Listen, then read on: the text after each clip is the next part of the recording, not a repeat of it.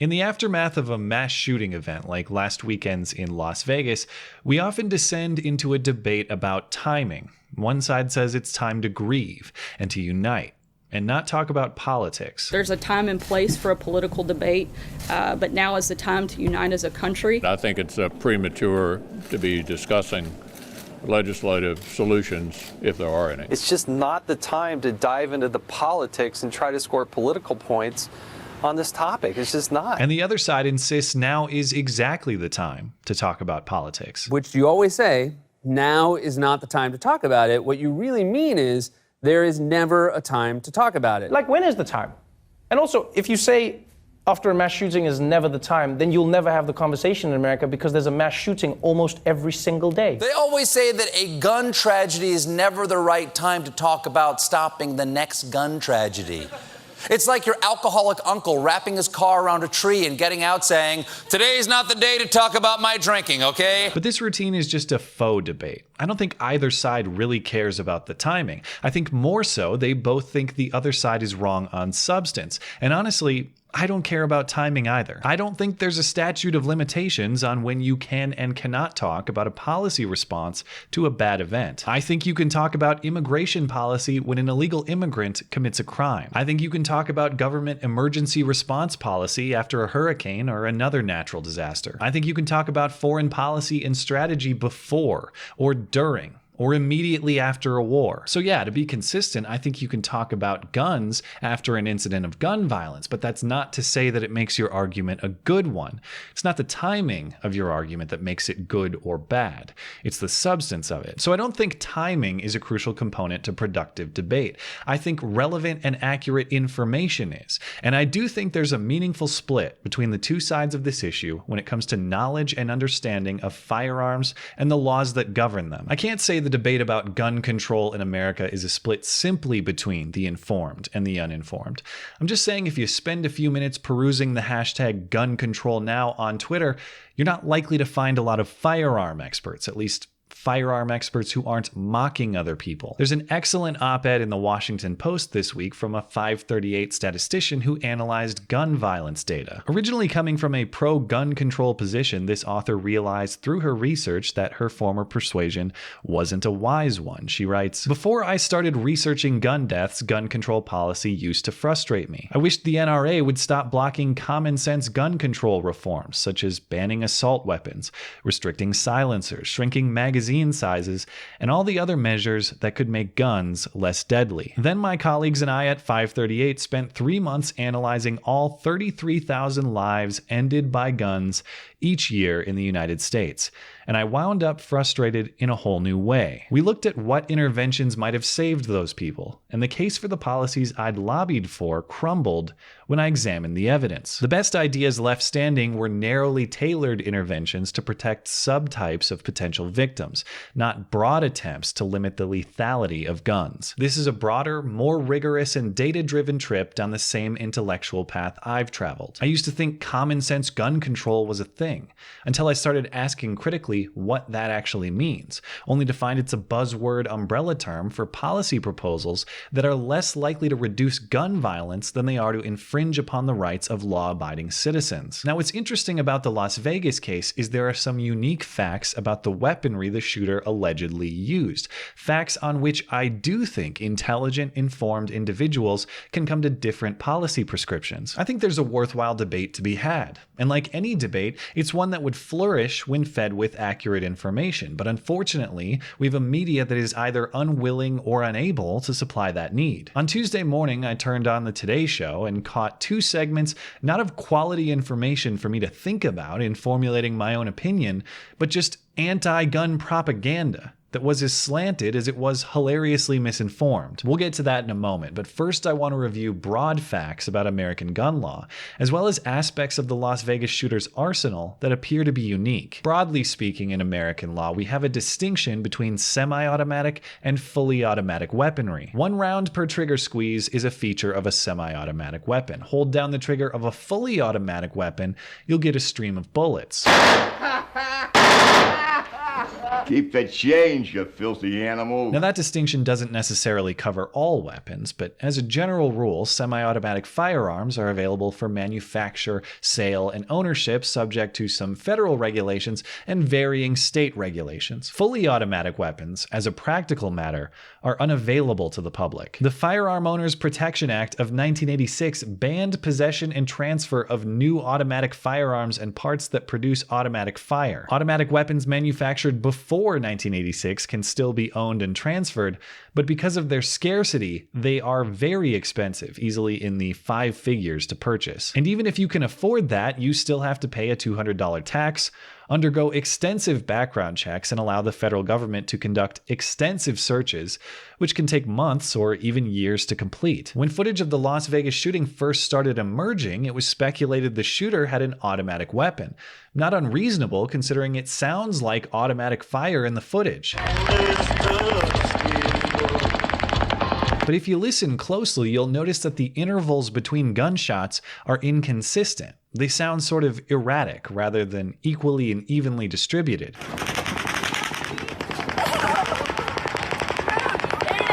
The likely reason for that is the shooter wasn't using an automatic weapon, but instead a part that can make a semi-automatic one behave like an automatic weapon. It's called a bump stock. Las Vegas police found 12 of them in the shooter's room. There were 12 bump fire stocks identified on the firearms in the hotel room. By installing a sliding mechanism on the stock of the rifle, the shooter can simulate automatic fire by maintaining forward pressure on the barrel and backward pressure on the grip of the weapon. And since these stocks are not technically producing automatic fire, they are legal to sell and to own. Bump fire stocks, while simulating automatic fire, do not actually alter the firearm to fire automatically, making them legal under current federal law. And that is where I think there's room for debate. Should these stocks be regulated or banned? If they have the same effect of an automatic weapon, why not regulate them like an automatic weapon? Now, the truth is you can produce a similar effect with a variety of methods, including using just your belt loop. So I can see the argument that this would be a regulation with little meaningful impact. Pump fire. But there is political traction to regulate these bump stocks, even within the Republican caucus, and even coming from the NRA itself. So I sit down for breakfast on Tuesday morning and I turn on the Today Show, and to their credit, they did have a moment of accurate information about bump stocks. The question this morning, were those weapons already automatic when Paddock purchased them, or did he modify them? An easy way around federal laws which ban fully automatic weapons.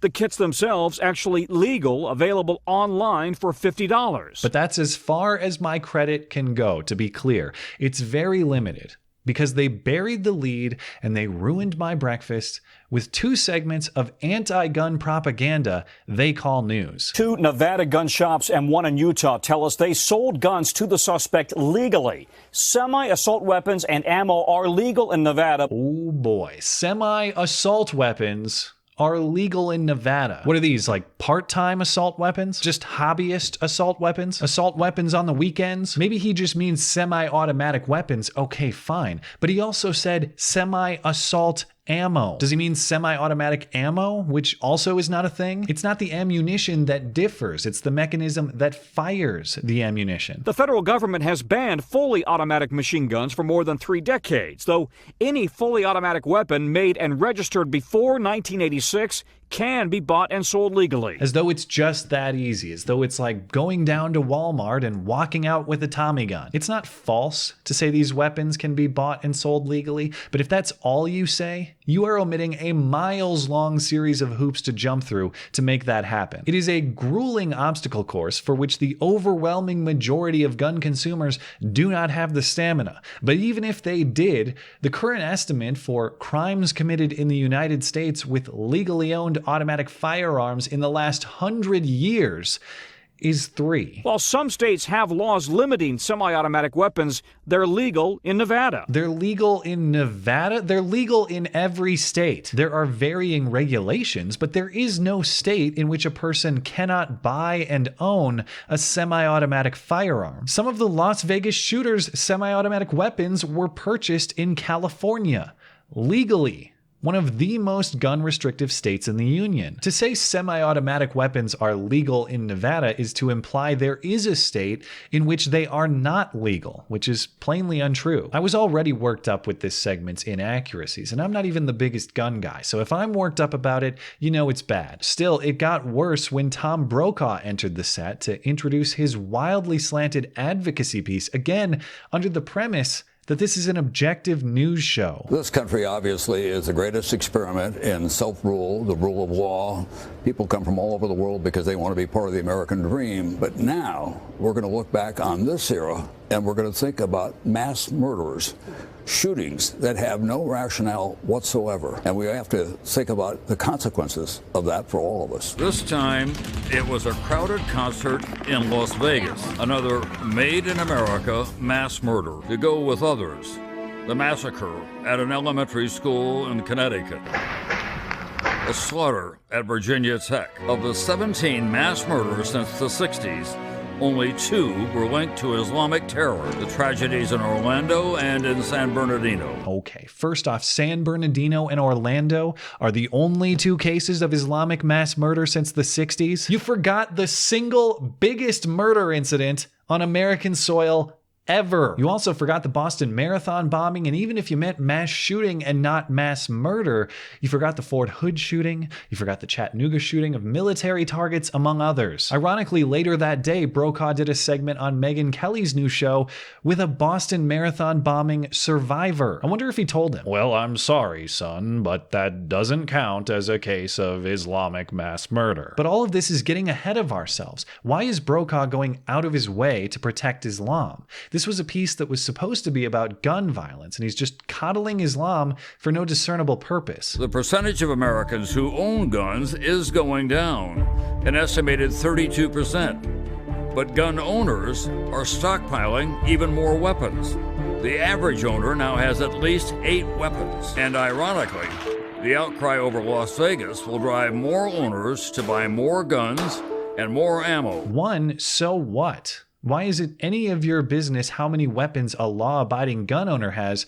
That is their right. And 2, even if you don't think it's their right, I'll argue you shouldn't care on terms of practicality. The size of the gun collection for your average owner has indeed increased since 1994. But during that time frame, the murder rate has dropped significantly and consistently. So there's no reason to suppose that more guns in your average gun safe means more murders on the streets. Guns are central to what we see on the screens.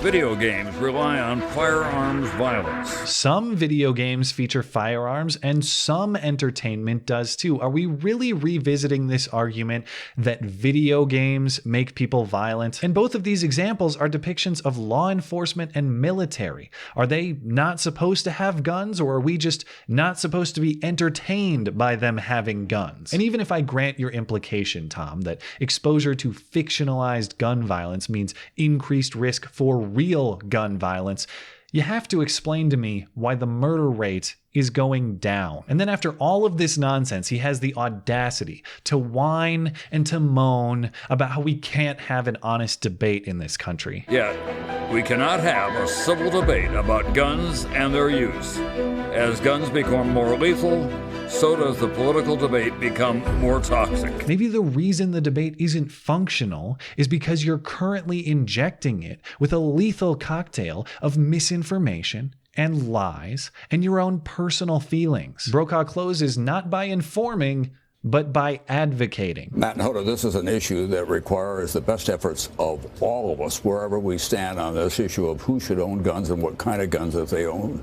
This has got to go to the top of the agenda in American life, it seems to me. No, dude, it's not your job to say what should be at the top of the agenda. It is your job to report what we the people put at the top of the agenda. At least if you want the job title of journalist and not activist. It's fine to be an activist if that's what you want to do, but not under the guise of being the objective morning newsman who's bringing the information to the people so that they can decide for themselves. We're not going to get quality debate. We're not going to get quality decisions when the people who claim to be neutral information suppliers stake out a position on the outcome. And it's abundantly clear that they have. Both of these news pieces were mostly scripted. Costello and Brokaw are reading off of teleprompters and narrating prepared segments. This nonsense was not simple misspeak during off-the-cuff remarks. Not only did these reporters say these things, but somebody wrote the commentary,